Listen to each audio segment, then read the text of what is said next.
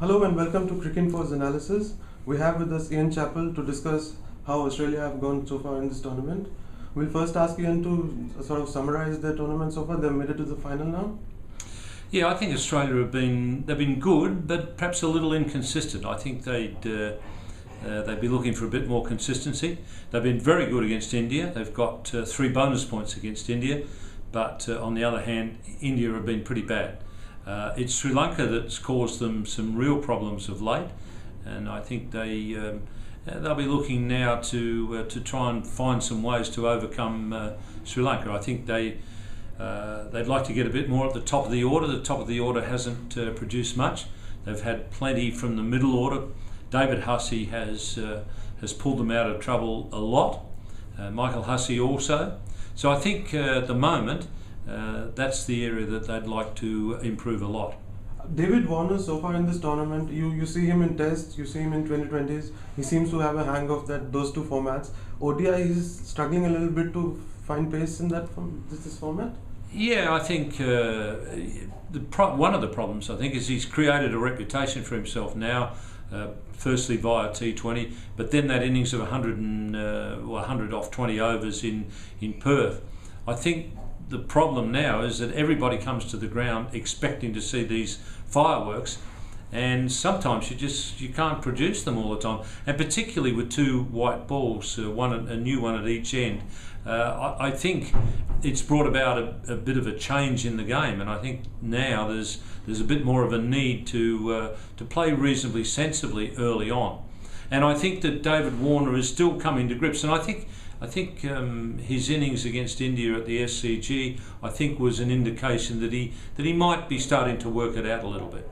Do you think that Warner's batting might be behind why he, despite being a vice captain, didn't naturally take over when Michael Clarke has been injured twice? No, I think they're genuinely convinced that he hasn't had enough experience as a captain, and I think certainly the first time when they brought Ricky Ponting in to captain the side, I think they felt that was a game that they'd just lost the game in Adelaide. They were going to Brisbane. I don't think the selectors wanted to risk perhaps losing 2 on the trot. So I think that, allied to the fact that he hasn't captained a lot, probably caused them to just keep him at vice captain.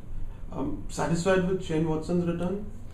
I think Shane Watson would be disappointed, obviously, about the batting, but I think he'd be just pleased to get back into the game and to get through without having an injury.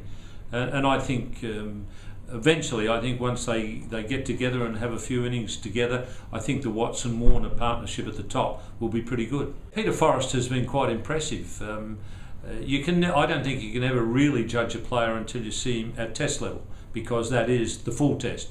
But what he's shown so far is he's pretty solid. He's got a solid back foot defence. He's a very powerful striker of the ball. I like his footwork against the spinners. That's been one of the more impressive things to me. And I think there's potential there for Peter Forrest, but I need to make a complete judgment after I've seen him play Test cricket. Well, he's got the game that in theory should take him to Test level?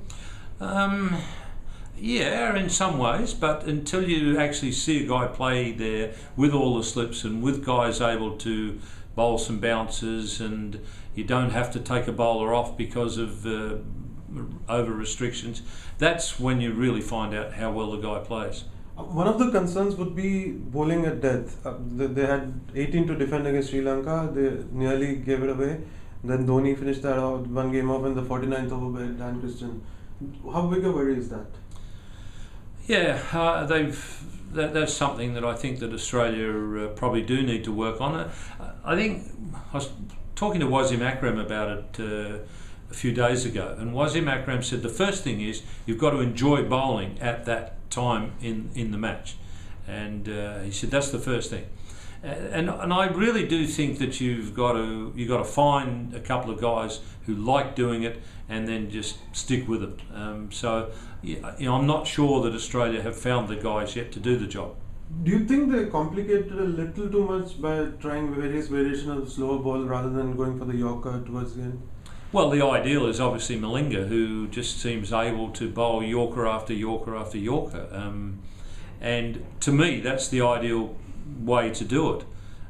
Sometimes I get the feeling that bowlers think to themselves, oh, I haven't bowled a slower ball for a couple of balls, I better bowl one, rather than what is the best delivery to bowl to this batsman, this ball. As I say, it's a bit of the bowler showing off all his wares almost, and I think it's not time to mess around and to experiment too much when you're in those last few overs. And I think any young player coming along now who fancies his chances of bowling in the final overs would be well advised to practice bowling a lot of good Yorkers. In Chappell, thank you for your views, and we look forward to hearing from you again in the finals. Thanks, Sid.